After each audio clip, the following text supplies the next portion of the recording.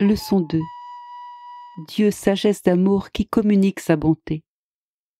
Le point de départ à tout développement spirituel consiste en une meilleure connaissance de Dieu qui nous a fait par amour et pour l'amour. 1. Dieu et son enfant. Dans la création, tout a été programmé pour arriver à la perfection dans tous les êtres. À plus forte raison dans l'embryon appelé à devenir un être humain complet, corps, esprit et âme, dans le respect de sa liberté. La sagesse divine a ordonné l'être humain afin de l'amener à un état de perfection où chacun est appelé à connaître son Créateur et Dieu, l'aimer et le servir. La création de l'homme est une grâce. En lui, nous avons la vie, le mouvement et l'être.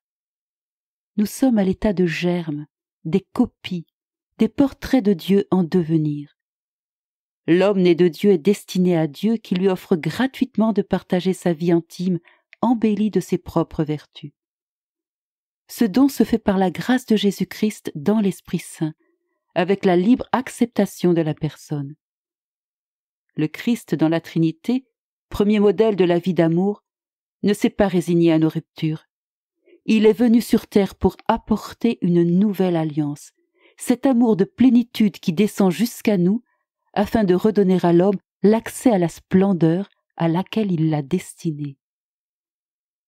La participation à la vie divine par la grâce sanctifiante reçue au baptême, où il se communique lui-même, est le plus beau don que Dieu fait à l'homme parce qu'il le fait participer à sa propre vie. Par cette grâce, chacun devient enfant de Dieu et héritier du royaume. Jésus est notre compagnon de route habitant notre intérieur. Par l'Eucharistie, il est à notre disposition personnelle et quotidienne. Dieu attire l'âme comme un pôle magnétique. L'amour divin cherche à donner sans cesse. Dieu notre Père nous aime tellement qu'il veut nous faire partager son amour. Il veut que nous soyons comme lui et avec lui, que notre âme soit embellie de ses propres vertus. Il est l'auteur et le modèle de toute action apostolique, le sacrement de la nouvelle rencontre avec Dieu, nous activant vers l'union transformante qui fait que toute notre volonté et tout notre comportement deviennent orientés vers Dieu. Inachevés et misérables que nous sommes heureusement appelés à être semblables et parfaits comme Dieu, afin qu'il revive en nous par ses dons. Avec les seules forces humaines, c'est exceptionnel, mais avec l'Esprit Saint, ça devient presque facile. Il nous donne la vérité et l'amour qui nous libère et nous comble. Magnificat. 2. La grande aventure intérieure avec la présence divine. Je me tiens à la porte et je frappe. Apocalypse 3, 20. L'Esprit Saint agit en son Église et aussi directement en chacun de nous. Ceux qui ont une foi profonde savent que Dieu s'offre à une rencontre au plus intime de soi. Il s'agit de le chercher au cœur de nous-mêmes, où il demeure et où il nous attend. Il nous est donné comme le trésor le plus précieux, parce qu'il est la source d'amour de notre vie. En nous se joue un continuel enjeu. Est-ce que nous laissons Dieu en nous vivre sa vie? Est-ce que nous nous laissons effacer pour qu'il soit tout en nous? Est-ce qu'en nous, nous lui laissons l'espace où il peut répandre son amour? Est-ce qu'en nous, nous le laissons transparaître afin qu'il devienne ce qu'il est, la lumière du monde? Jean 8, 12. Nous ne sommes pas seuls, nous sommes habités. Il est là, à notre insu, qui attend avec tout son amour. N'éteignez pas l'esprit. 1 Thessaloniciens 5, 19. Dieu est en effet un feu intérieur d'amour, une lumière qui rejaillit si nous l'accueillons et la laissons se répandre en nous. Vous serez saints parce que moi je suis saint. 1 Pierre 1, 15. Nous devenons quelqu'un qui revit le Christ de la même manière que l'a vécu Marie, qui est le modèle de sainteté. Il est vivant quand notre cœur s'ouvre à son amour. Alors, il ressuscite en nous. Ainsi, on peut le respirer à travers nous, rayonner son visage, apporter aux autres cette lumière, cette joie, le sourire ineffable de son éternelle tendresse. En échange de tant d'amour, Dieu ne nous demande qu'une chose, l'aimer, lui, en prenant bien soin de ne pas se préférer soi-même, de ne pas se placer au-dessus de lui. Le piège, c'est l'orgueil, le monde du moi et de ses caprices qui sabotent le plan du Père. Aujourd'hui, il me faut demeurer chez toi. Luc 19,5. Vous avez soif de Dieu, pour sa joie et sa gloire. Débarrassez-vous des attaches matérielles, humaines et mondaines. Il est le vigneron voulant nous garder irréprochables pour sa venue. Il révèle sa présence en nous et son amour nous émonde pour qu'on porte plus de fruits. Son emprise sur l'âme agit de façon de plus en plus forte selon notre progression, allant jusqu'à la prise de possession au sommet de l'union dans les dernières demeures.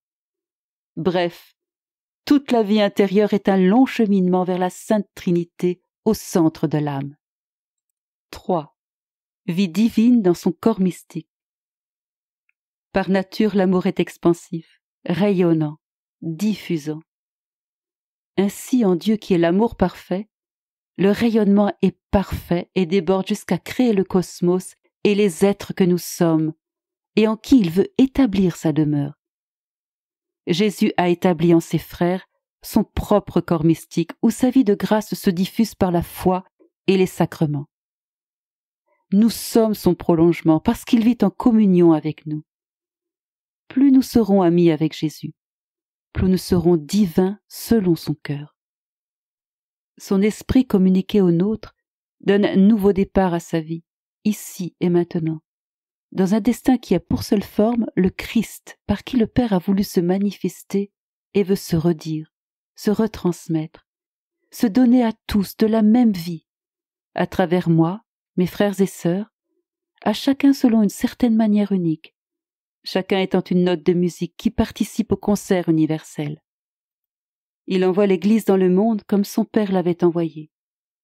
Ceux qui sont entraînés dans son mouvement d'amour deviennent des instruments de son action, des canaux de la vie qu'il répand. Telle est l'Église dont le Christ est la tête. C'est notre sacerdoce royal qui consiste à faire revivre selon notre mesure propre le sacerdoce du Christ, c'est-à-dire le Christ qui donne la vie divine aux membres de son corps. Nous sommes fils et héritiers du Père comme lui.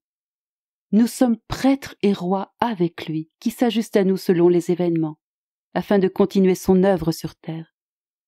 L'objectif est de faire revivre le Christ qui se révèle en moi pour qu'il œuvre, chante, sourit, aide à travers moi, en proportion de ce que je suis, de mon degré d'amour mis dans cette portion de son humanité et de son cœur greffé au mien.